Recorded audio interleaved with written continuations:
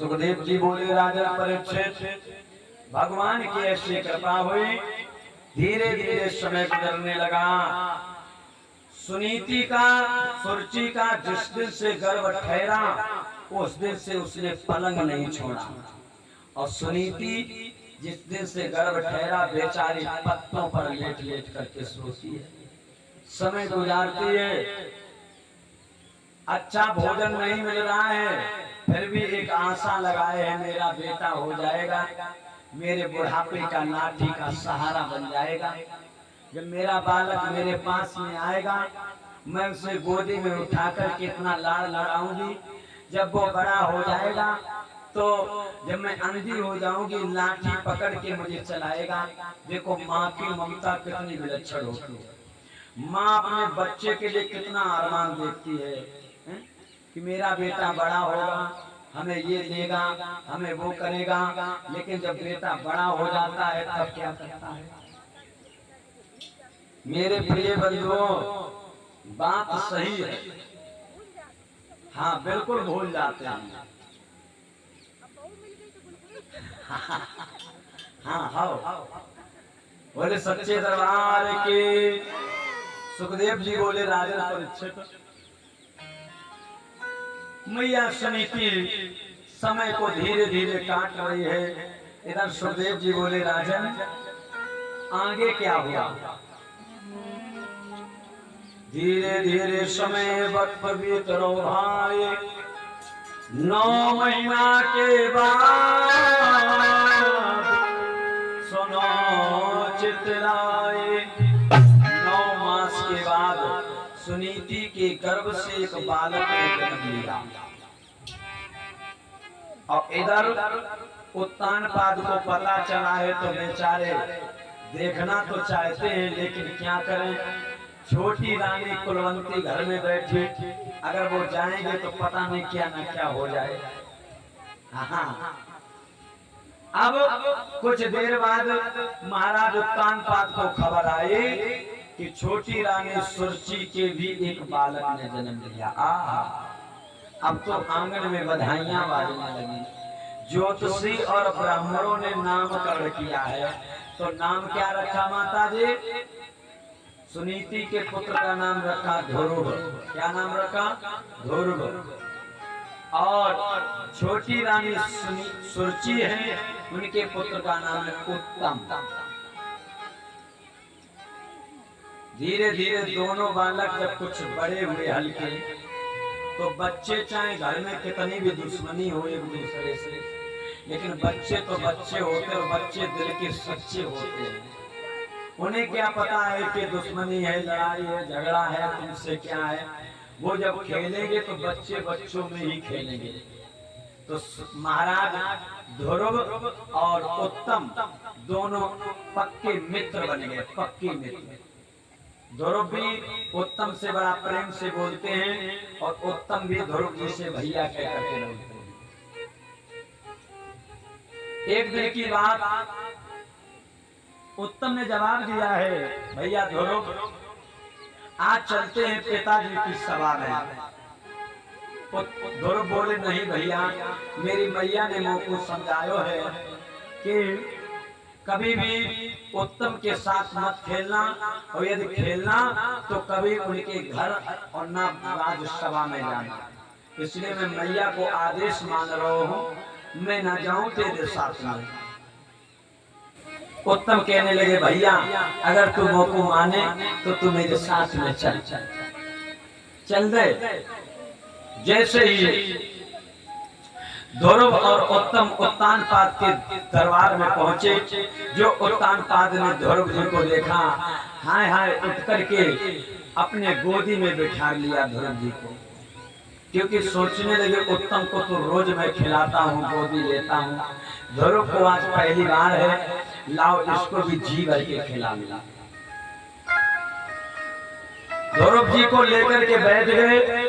सुखदेव जी बोले राजन चुगला चूकत है नहीं, रोए कहो चाहे गाय, घर में फूट कराए दे एक कर दे दो, चुगला कभी चूकता नहीं। उसी सभा में एक चुगिल चंडाल बैठा था। भाग करके वहां से गया और सुरुचि को बताने लगा, महारानी गजब हो गया, हमें लगता है तुम्हारा बेटा ऐसा ही रहेगा, और ये मुझे लग रहा है कि सुनीति का बेटा आगे चल करके राजा बन जाएगा। मतलब सारा हाल बताया। सुरुचि जड़ भूल गई, वहां से भाग करके आई। सुरुचि ने ध्रुव जी की कलाई को पकड़ा, गाल में ताड़ से तमाचा दिया, बेचारा रोने लगा। उत्तान पाद को उल्टा सीधा कहने लगी, महाराज तुम्हें शर्म नहीं लगती है? अरे तुमने गधे को सर पे बिठाया है, तुम जानते हो ये मेरी सौत का छोरा है। पहली बात तो तुम्हारी इतनी बड़ी औकात कैसे हुई जो ये तुम्हारी सभा में आया? चलो भूल के आ गया तो तुम्हारी इतनी हिम्मत कैसे पड़ी कि तुमने अपनी गोदी में बिठाया? उत्तान पाद कुछ न बोले, और जब उत्तान पाद कुछ नहीं बोले तो ध्रुव आंखों से आंसू लेकर के रोने लगा और भागता चल दिया। मैया मैया मैया झोपड़ी में बैठी थी, जो बेटा की कराहट की आवाज सुनी, भाग के मैया आई, गोदी में उठा लिया, छाती से लगा लिया, मेरे लाल तुझे किसने मारा है? मेरे बेटा, मेरे खिलौना, तू किसकी आंखों में खटक गया? तू किसकी आंखों में दुख गया? बता मेरे लाल, तुझे किसने मारा? ध्रुव बोले, मैया मुझे और कौन मार सकेगो मैया? ध्रुव बोले, मैया मुझको मेरी छोटी माँ ने मारा है, मेरी मौसी ने मारा है। और ध्रुव बोला है, मैया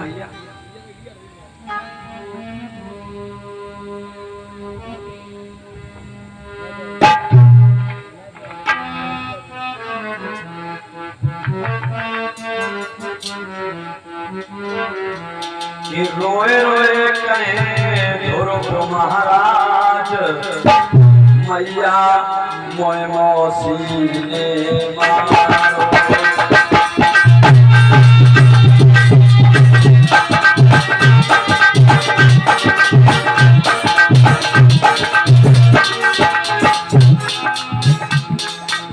रोए रोए कहे ध्रुव महाराज, मैया मोय मौसी ने मारो।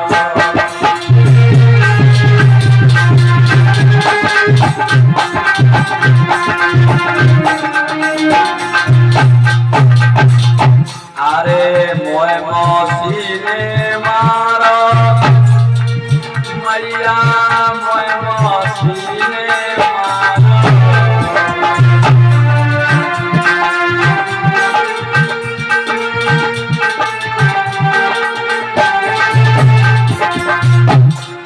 मोय मौसी ने मारो, जननी मोय मौसी ने मारो।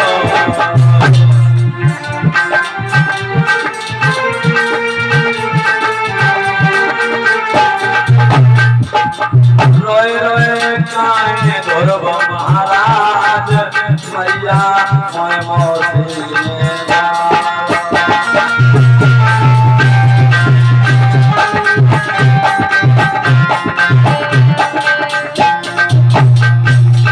लेकिन मैया मोय मौसी को दुख नहीं, मुझे मैया मारने का कोई दुख नहीं है, दुख तो मुझे एक है, मोय मौसी को दुख नहीं, बबुला मुख से बोले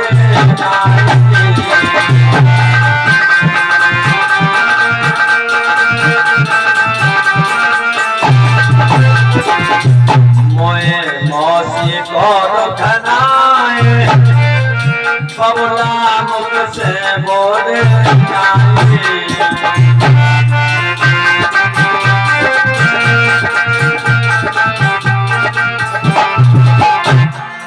रोए रोए काहे ध्रुव महाराज, मैया मोय मौसी ने मारो।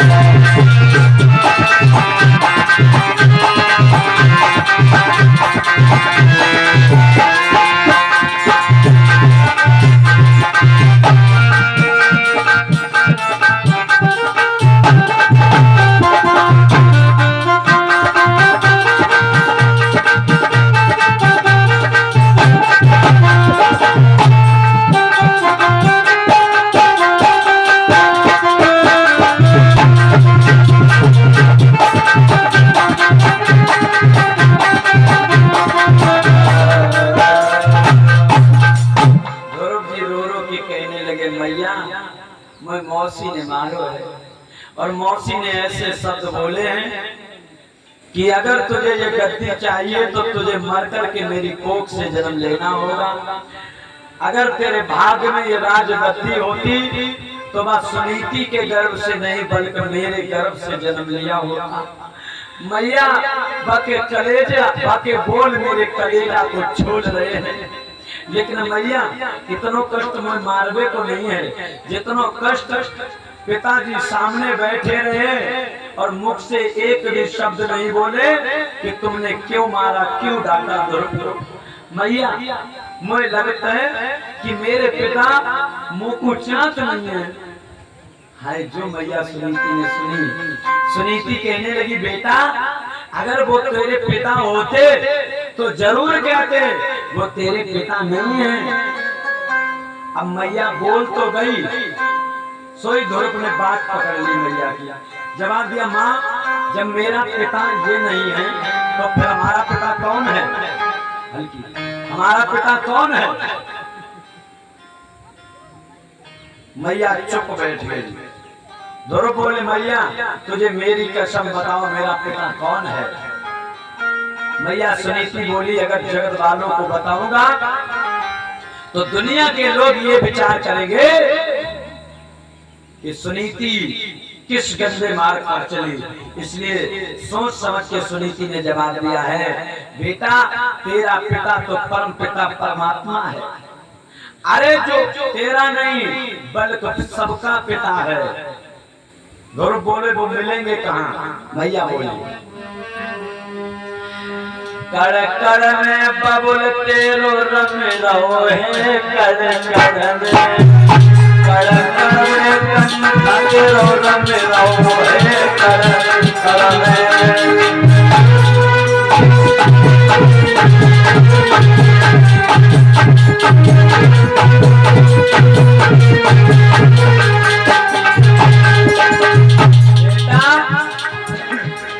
तेरा पिता हर जगह है और तेरा नहीं बोल पर पूरे संसार का पिता है। और सुनो लाल दुखियों की आवाज़ सुनता वो दीन दुखियों की आवाज तुरंत सुनता है। दुखियों की आवाज़ सुनता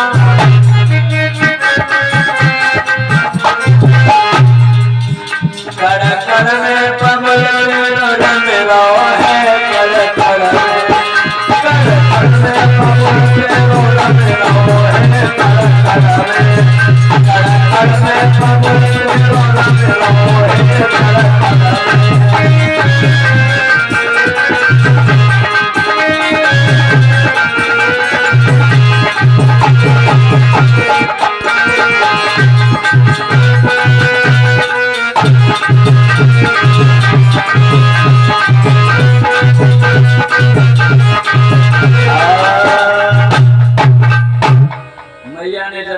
तेरा पिता हर जगह मिलेगा। ध्रुव बोले मैया वो को अपने पिता के दर्शन पाने हैं। मैया बोली ऐसे नहीं मिलेंगे, उनके लिए तो बहुत कठिन तपस्या करनी पड़ेगी। ध्रुव बोला मैया कठिन से कठिन तपस्या करनी पड़े, अगर पिता को पाने के चक्कर में मेरे प्राण भी निकल जाएंगे तो भी मुझे कोई दिक्कत नहीं है। हे माँ मुझे आज्ञा दो, मैं जंगल में जाकर के अपने पिता को खोजूंगा।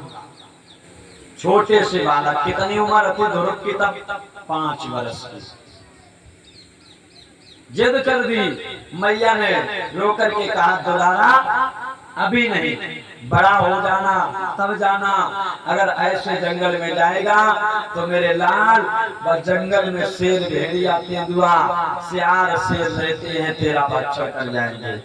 मैया की बात सुन के ध्रुव बोले माँ पहले तो तूने मुझे मार्ग दिया, अब उस मार्ग से भटकाना चाहती है, माँ मुझे आज्ञा दे दे। मैया सुनीति बहुत देर तक समझाती रही। ध्रुव ने जवाब दिया मैया अगर तूने मुझे आज्ञा नहीं दी तो मैं भोजन जल त्याग दूंगा, अपने पिता के वियोग में यहीं पर प्राण त्याग दूंगा। सोई मैया ने कही लाला चलो जा मेरे दिल के टुकड़ा जा। अरे तू जाएगा जब मैया बुढ़ापे पे कैसे रह पाएगी? अभी तेरी छोटी सी उम्र है, छोटी सी उम्र लाल, तो बबुल नहीं मिल पावे, और मोह को बुढ़ापे पे दुखी करे, तेरे प्राण नहीं बच पावे। जाओ लाल। मैया ने अपने नन्हे नन्हे पैरों से, अपने नन्हे नन्हे हाथों से मैया के आंसू पोंछे, इसके बाद पैरों को स्पर्श किया, गोदी में बैठ करके आज ध्रुव बोला, मैया रोना नहीं, तेरा ध्रुव तेरा बेटा तुझे वचन देता है जरूर तेरे पास में आएगा, वो भी अपने पिता के दर्शन करने के बाद में। ध्रुव उठे और उठ करके चल दिए। मैया ने कलाई पकड़ ली, बेटा जा रहे हो मेरे लाल, तुमसे बना जीवन मेरा और सुंदर सपन सलोना, तुम हमसे जुदा न होना, तुम हमसे जुदा न होना। मेरे लाल, मैंने इतने सपने सजाए थे अपने हृदय में, और तुम हमें छोड़ करके जा रहे, भला तेरी मैया कैसे जी पाएगी? लेकिन ध्रुव ने एक बात ना मानी, ध्रुव वहां से चल दिया। अयोध्या के वासियों ने जब देखा कि 5 वर्ष की आयु में ध्रुव जंगल जा रहा है, तो तुरंत उत्तानपाद जी को बताया। उत्तानपाद ने जवाब दिया, जाओ ध्रुव से कह दो जाकर के जंगल ना जाए, उसे मैं खाने के लिए शुद्ध अनाज दूंगा, सुंदर सब्जी मिलेगी, तेल भी मिलेगा, घी भी मिलेगा। सैनिकों ने बताया, ध्रुव ने विचार किया, परमात्मा तेरे लाने मैंने एक कदम बढ़ायो, मैं सुंदर रोटी, सुंदर अनाज, सुंदर सब्जी मिलने लगी, अगर मैंने तुझे पा लिया ना तो पता नहीं क्या ना क्या हो जाए। देखो ये दृढ़ विश्वास होना चाहिए। ध्रुव के हृदय में उतना ही दृढ़ विश्वास होता चला गया। यहाँ तक महाराज उत्तानपाद ने पूरा राज देने के लिए ध्रुव को कह दिया। ध्रुव ने विचार किया, अगर ऐसे ही चला रहेगा तो मैं मोह माया में फंस जाऊंगा, इसलिए ध्रुव ने भागना पड़ा। भागते भागते भागते भागते घने जंगल में पहुंचे। देवऋषि नारद जी आ गए। नारायण, अरे छोरा इनको लला है, कहाँ जा रहे हो? कहते आओ नाम है, जब घने जंगल में जावे वो शेर भेड़िया तेंदुआ सियार तो तू खा जावे गए। ध्रुव सोई ठाड़े प्रणाम किया और जवाब दिया, इतने बड़े महात्मा हुई के शेर भेड़ियों से विराट हो। ध्रुव ने क्या सुंदर जवाब दिया, क्यों कांप रहा है संत बता थर थर है, और जब प्रभु से मेरा प्रेम तो किसका डर है। क्यों कांप रहे हो? आप एक महात्मा होकर के सब कुछ जानते हो कि भगवान से जिसका प्रेम होता है उसका बाल बाका कोई कुछ नहीं कर सकता है। प्रभु प्रेमी का तलवार न कुछ कर सकती, और प्रभु प्रेमी का यार सरकार न कुछ कर सकती। जो भगवान का प्रेमी होता है, भगवान का सच्चा भक्त होता है, उसका कोई कुछ भी नहीं कर सकता है। थोड़ा जल व्यवस्था की जाए, पानी पड़ा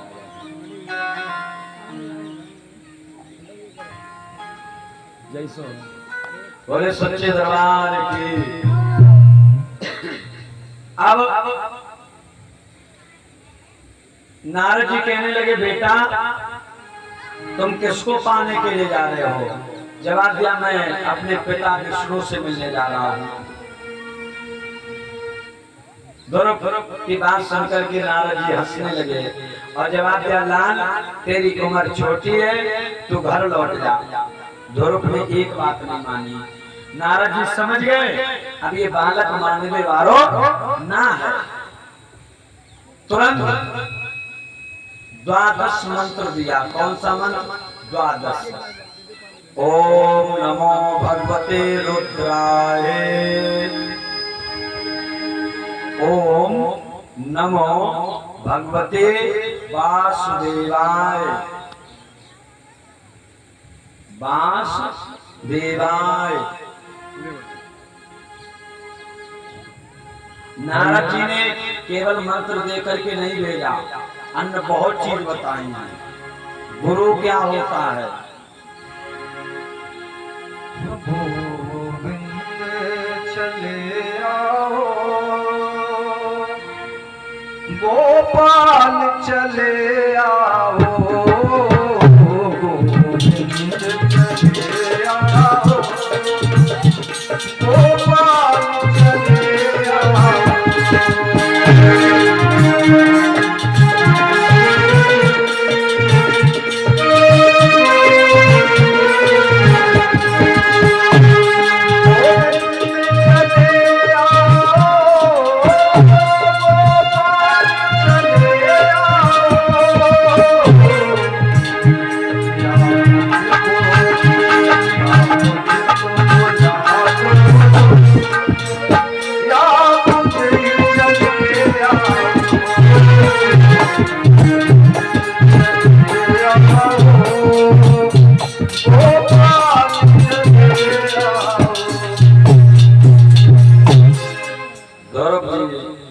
ज्ञान देने लगे हैं नारद जी।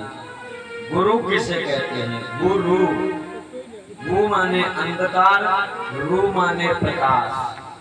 जो अंधकार से प्रकाश की ओर ले जाए उसे कहते हैं गुरु। अब इसका मतलब ये नहीं रात्रि के समय कोई तुम्हें टार्च दिखाए तुम कहो जी मेरे गुरु हैं, खाए आगे की रास्ता बताए रहे हैं। ज्ञान की रास्ता जो बताए, जो परमात्मा को मिलाने की रास्ता बताए उसे कहते हैं गुरु, जिससे आपका भव से बेड़ा पार हो सके। जड़ चेतन शरीर, जड़ क्या है? ये शरीर। चेतन क्या? ये आत्मा। जड़ को जब त्याग करके आत्मा चली जाती है तो शरीर खाली रह जाता है। बेटा धरो, गुरु कोई साधारण नहीं होते हैं, क्योंकि भगवान से बड़ा गुरु का दर्जा होता है। मेरे लाला ध्रुव है ज्ञान समुंदर गुरु के अंदर, सुन मेरे लालन ले लो गुरु मंत्र। मेरे लाल जो गुरु होता है चाहे कुछ भी ना जानता हो, अगर तुमने गुरु बनाया है तो तुम यही समझ लीजिए उसके अंदर बहुत कुछ है ज्ञान समुंदर गुर के अंदर, सुन मेरे लालन ले लो गुरु मंत्र। बिन गुर भव निध तरय न कोई, बिन गुर भव निध तरय न कोई, चाहे पंच शंकर सम होई। बेटा ध्रुव, बिना गुरु के कभी भी कोई तर नहीं सकता है, बेड़ा पार नहीं हो सकता है। इसलिए संसार में जो भी आया है उसे गुरु बनाना चाहिए, निगुण नहीं रहना चाहिए, गुरु अवश्य होना चाहिए। और मेरे नाम जब तक गुरु मिले नहीं साचा, तब तक करो 105। ये भी कह दिया।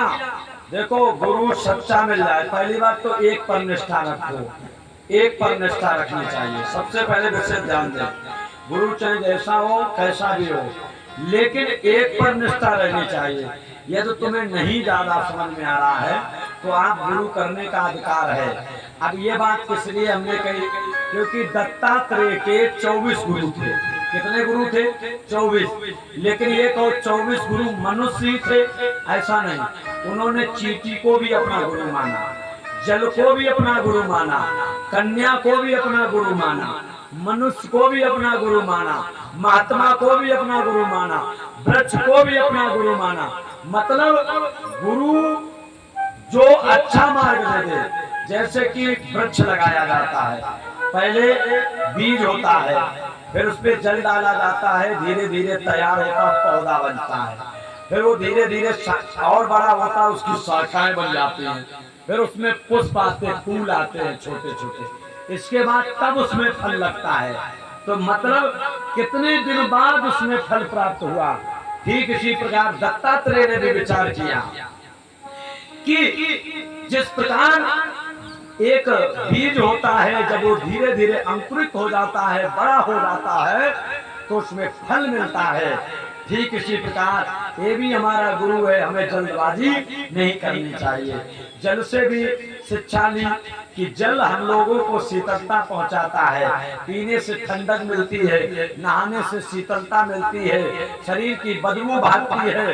तो विचार किया, जब जल शरीर की बदबू भगा सकता है, तो मैं क्या अपनी मनवाणी कर्म से भगवान को नहीं बुला सकता हूँ? क्या अपने हृदय की गंदगी को नहीं दूर कर सकता हूँ? इस प्रकार दत्तात्रेय के 24 गुरु थे। तभी गोस्वामी तुलसीदास जी कहते हैं, जब तक गुरु मिले नहीं साचा, तब तक करो 105। बोले सच्चे दरबार की। लेकिन एक और बात बताओ, गलिन गलिन गुरु आप है, चेलो कंठी देव, भला हो या अनभला, हमें रुपया देव। ऐसे ऐसे आजकल के गुरु घूम रहे, और ऐसे ऐसे चेला घूम रहे हैं।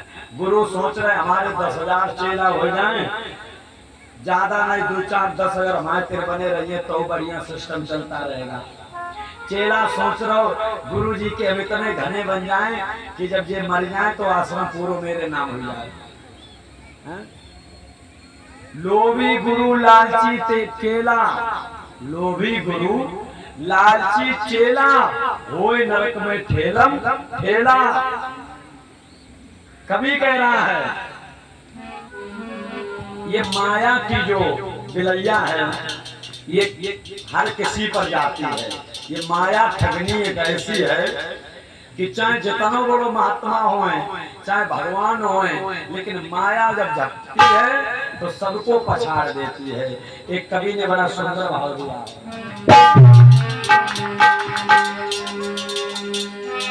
बिलैया लटकी रे बिलैया लटकी, और गुरु जी के गले में, अरे गुरु जी के गले